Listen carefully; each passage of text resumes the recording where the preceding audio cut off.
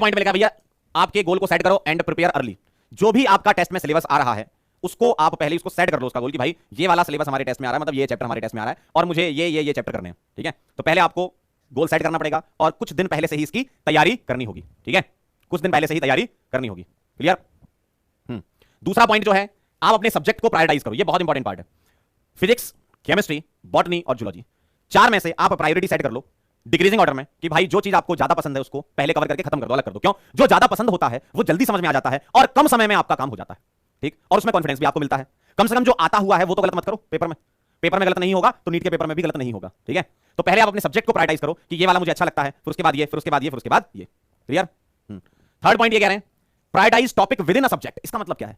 अब मान लीजिए आपने 4 सब्जेक्ट आपके हैं, उनमें से आपने प्रायोरिटाइज कर लिया कि भाई ये मुझे सबसे अच्छा आता है। अब उसके अंदर जो चैप्टर आ रहा है सिलेबस में, टेस्ट में, उसके टॉपिक को प्रायोरिटाइज करो, क्योंकि हर एक टॉपिक से सवाल आए ये जरूरी नहीं है, लेकिन एक टॉपिक से बार बार सवाल आता है, ये बहुत जरूरी चीज होती है आपको जानना। जो पढ़ाते समय हर व्यक्ति बताता है, हर मेंटर, हर टीचर आपको बताता है कि भाई ये बहुत इंपॉर्टेंट है, इस पर ध्यान देना। जैसे अगर मैं जीओसी की बात कर लूं तो acidic basic strength, aromaticity, carbocation carbon stability, इन सबसे ज्यादातर सवाल आते हैं, है ना। तो पूरे के पूरे चैप्टर में किससे ज्यादा क्वेश्चन आए हैं इसका एनालिसिस आप खुद भी स्वयं भी कर सकते हो। कैसे?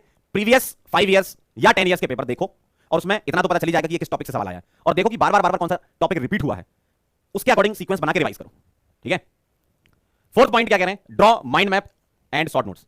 भाई आप जब आपके लेक्चर के नोट्स बनाते हो या जो पीडीएफ होती है उससे नोट्स बनाते हो तो वो फुल नोट्स होते हैं, तो हर एक चीज डायरेक्ट कॉपी और पेस्ट नहीं करनी होती। आप पूरा समराइज करो कि भाई एक पर्टिकुलर स्लाइड में सर ने क्या क्या बताया, क्या क्या इंपॉर्टेंट है, अपनी लैंग्वेज में लिखो यार, खुद के नोट्स बनाओ, माइंड मैप बनाओ, एरो बनाओ कि भाई मान लो इफेक्ट है तो ये इफेक्ट, ये इफेक्ट, ये इफेक्ट, इसमें ये एप्लीकेशन, इसमें एप्लीकेशन, इसमें एप्लीकेशन। तो चीजों को माइंड मैप के फॉर्म में याद रखो और क्वेश्चन की प्रैक्टिस करो, बहुत अच्छा टेस्ट जाएगा आपका, ठीक है। तो ये चीजें आपको करनी है। जितना आप सीक्वेंशियल स्टडी करोगे दिमाग में रिटेन करने की कैपेसिटी बढ़ जाती है आपकी, और दिमाग में जितनी ज्यादा चीजें रिटेन होंगी तो आपका एग्जाम भी सुधर जाएगा। इन सब चीजों से आप मार्क्स को इंक्रीज कर सकते हो। रैंडम स्टडी बहुत ही घातक होती है, ध्यान रखना। सीक्वेंस में स्टडी करनी है, पूरा प्लान होना चाहिए आपके पास स्टडी का, ठीक है। तो इस तरीके से आप चीजों को अमल करें और नंबर पाएं, ठीक है। चलिए तो आज की कहानी हम स्टार्ट करते हैं। मैंने आपसे बोला कि आज मैं आपको इंडक्टिव इफेक्ट पढ़ाऊंगा और उसका एप्लीकेशन पढ़ाऊंगा।